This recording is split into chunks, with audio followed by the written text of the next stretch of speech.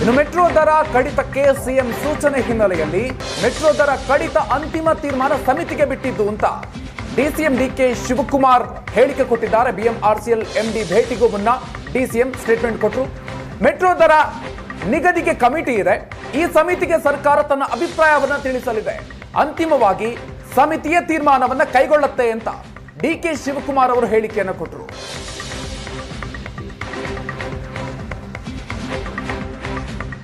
ಕರ್ನಾಟಕ ಸರ್ಕಾರ ಆಗಲಿ ನನಗಾಗಲಿ ಯಾವ ಫೈಲು ಬರೋದಿಲ್ಲ, ನನಗೆ ಯಾವುದು ರೋಲ್ ಇಲ್ಲ. ಜನದ್ದು ಬಯಕೆ ಇತ್ತು, ಅದನ್ನು ಮುಖ್ಯಮಂತ್ರಿಗಳು ಗಮನಿಸಿ ತಿಳಿಸಿದ್ದಾರೆ. ಅವರು ಅದನ್ನು ಪರಿಶೀಲನೆ ಮಾಡ್ತಾ ಇದ್ದಾರೆ. In the best interest of common man, best interest of BMRCL ಏನು ಡಿಸಿಷನ್ ತೊಗೊಳ್ತಾರೋ ತೊಗೊಳ್ಳಿ. ಅದಕ್ಕೊಂದು ಸಪ್ರೇಟ್ ಕಮಿಟಿ ಇದೆ, ಅದಕ್ಕೊಬ್ಬರು ಜಡ್ಜ್ ನೇಮಕ ಮಾಡಿರ್ತಾರೆ. ನಾವು ಗೌರ್ಮೆಂಟು ನಮ್ಮ ಅಭಿಪ್ರಾಯ ತಿಳಿಸ್ತೀವಿ ಅಷ್ಟೇ. It is left to them. Karnataka ಸರ್ಕಾರ ಆಗಲಿ ನನಗಾಗಲಿ ಯಾವ ಫೈಲು ಬರೋದಿಲ್ಲ, ನನಗೆ ಯಾವುದು ರೋಲ್ ಇಲ್ಲ.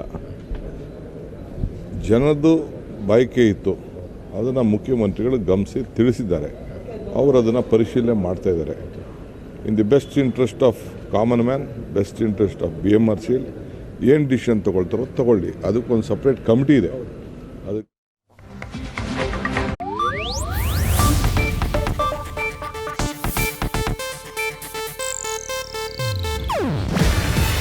ಇದು ಏಷ್ಯಾನೆಟ್ ನ್ಯೂಸ್ ನೆಟ್ವರ್ಕ್ ಪ್ರಸ್ತುತಿ. ನೀವು ನೋಡ್ತಿದ್ದೀರಾ ಏಷ್ಯಾನೆಟ್ ಸುವರ್ಣ ನ್ಯೂಸ್.